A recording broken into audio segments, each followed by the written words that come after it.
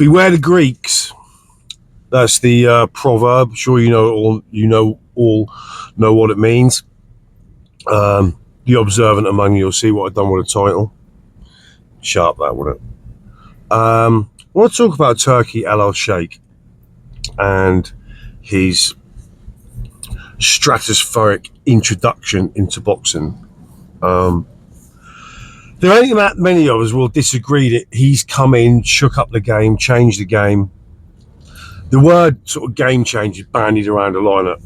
Game changer, this is a game changer. I mean, he has been a game changer, undoubtedly.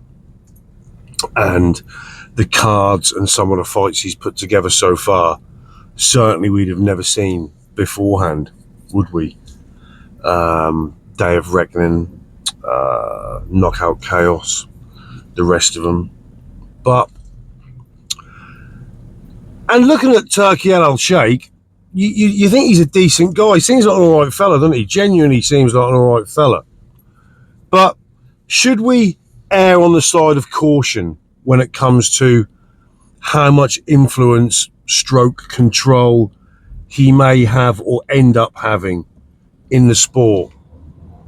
Do we want to go down the same road as UFC, where you've essentially got a monopoly? Some argue that's good. Some like the UFC's model. One champion every weight. The best seemingly get made to fight the best regularly. And certainly we don't have that in boxing. We didn't have that until Turki came along. The excellent Turki came along. He's come along, shook it all up. As I said, we've seen fights we would have never have seen. But are we starting to see the true kind of sort of intent or business model or strategy by Turki? I remember at the first press conference, what was the first big card that Turki done? Was it Day of Reckoning? Was that the first card? The first big card? I can't remember, you'll tell me. We all sat there watching the press conference kind of in disbelief. The whole thing was quite freakish to see, quite weird to see.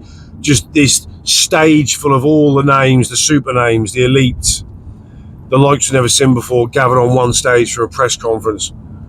Wonderful, we all screamed, unbelievable. And it was, still is. But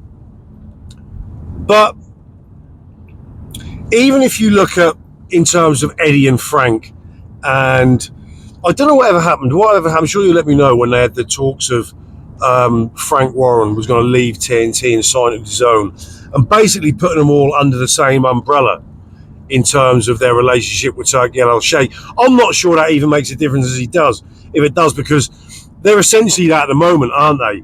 I don't know if you've noticed recently that a lot of the fights that take place under the Riyadh Season banner or Turki Al-Sheikh's promotional banner, with all the smaller, promoters underneath. I say smaller, your Franks, your Eddies, and there's now count a few of the American ones in that now as well.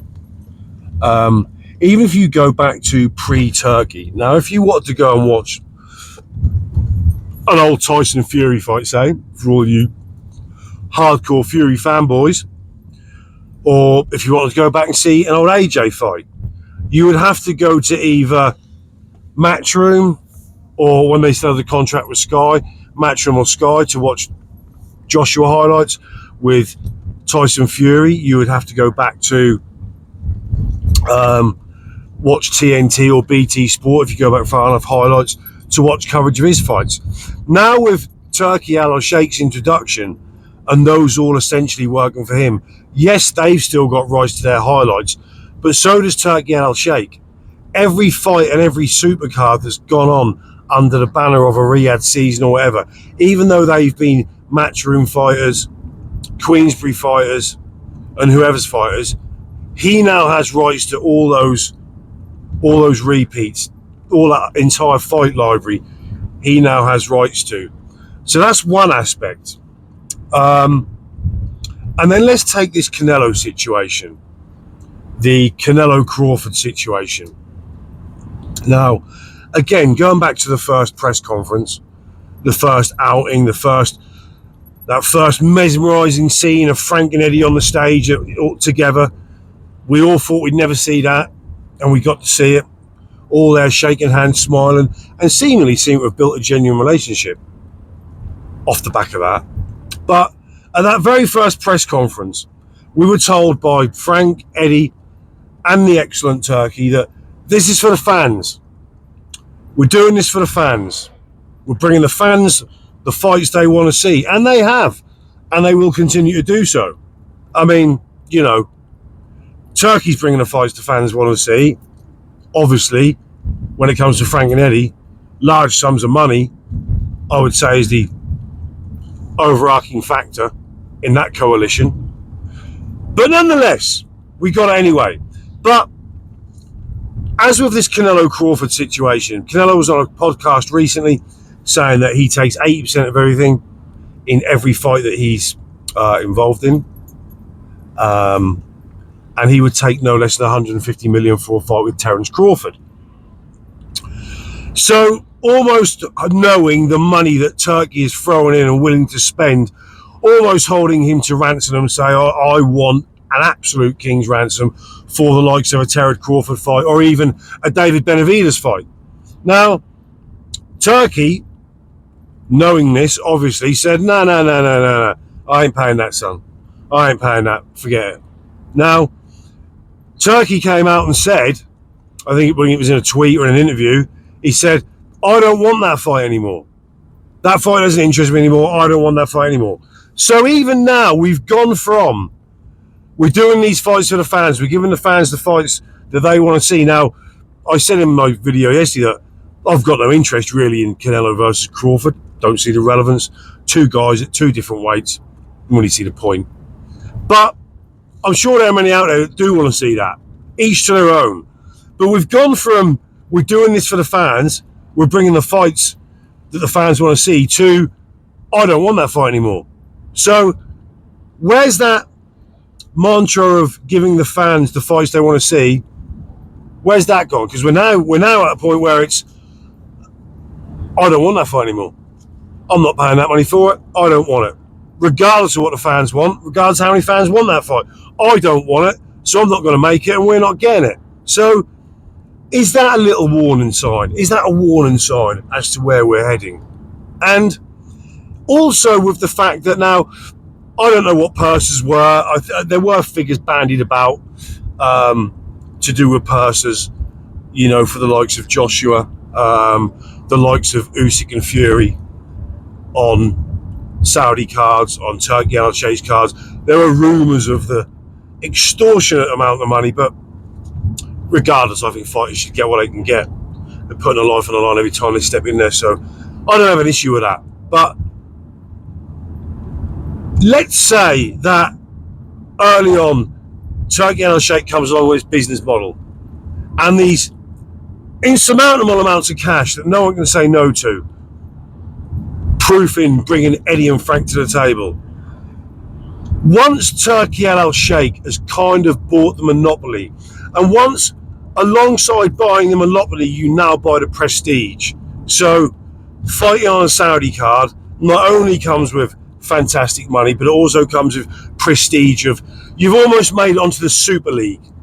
You're now in the boxing Super League, the boxing top trumps league, the boxing, you know, call it whatever you want to call it. But once he's attained that, once he's attained a monopoly in the sense of he's almost gained a monopoly over the promoters in now that he owns fights to he owns the rights to their previous fights as well as they do. So if he owns the rights to previous fights, a lot of these fights, certainly like Anthony Joshua, have some kind of image rights. Now, where do those rights between image rights and, you know, having rights to their previous back catalogue of work in terms of a fight video library, should we say, in the way that Bill Caton and Jim Jacobs once had back in the day.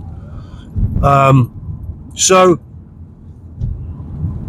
how far does this model go, and how far does it have to go before Turkey Al Sheikh is not paying everyone the dream amounts of cash that they want. And now he's actually holding everyone else to ransom. And I'll go one further. It seems like there's a relationship between Suleiman and Turki al-Sheikh. That wouldn't surprise you, would you? You know, Suleiman striking up a relationship with someone because there's a pound note involved. But let's say we go further down the road and we kind of see the eradication, and this is just hypothesis. If we see the eradication of the four major belts, the four major government bodies, and then Turkey really has the monopoly over boxing, complete control over boxing, then don't we have a situation where, as in the UFC, everyone is then slave to Turki al-Sheikh? And then the money will severely drop because there's nowhere else to go. There's no other options. And we've talked about the belts before, haven't we? If you're a fighter, you know, I can't remember who it was. It was on the Fight Disciples podcast. What's the name? The fellow off TalkSport talked about how many governing bodies and how many world titles there were, how many current world title holders there were in professional boxing today.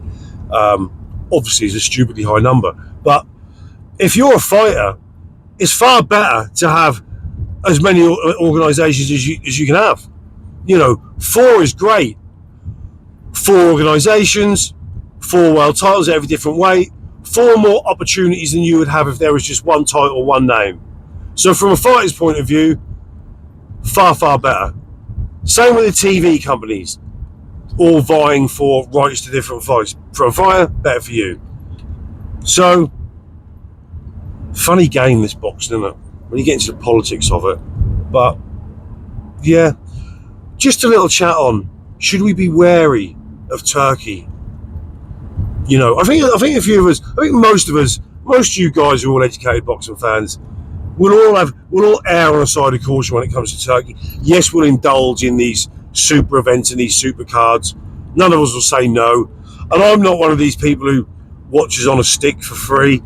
I pay for this shit. More fool me. But there is a certain degree of you do have to understand that if everyone watched on a stick and no one paid, we wouldn't have this at all. But each to their own. I don't blame anyone.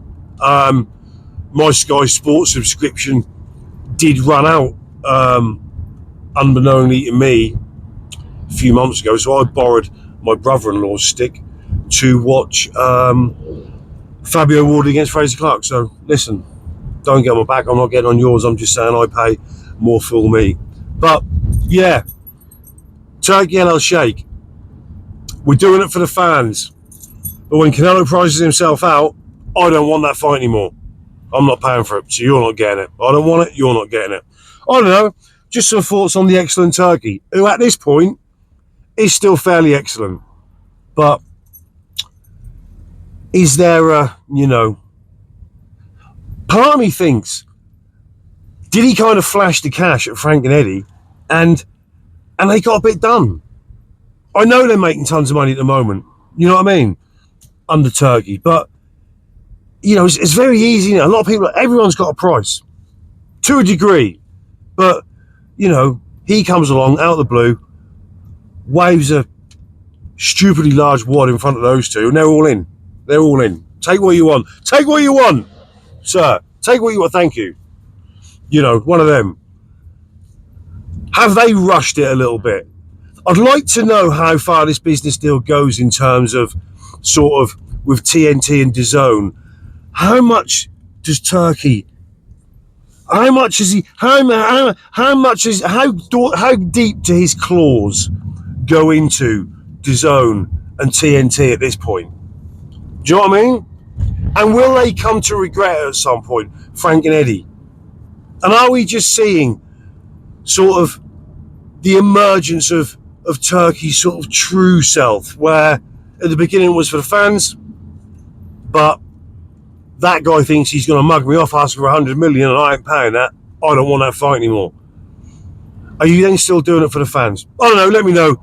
Just some thoughts this morning. Have a wonderful weekend, everyone. Enjoy the sun while it's still here. I noticed last night, I don't know about you lot, it was getting dark way before 9 o'clock. Sad times, sad times. Anyway, enough mumblings. I'll speak to you all soon. Have a wonderful weekend. I'm out.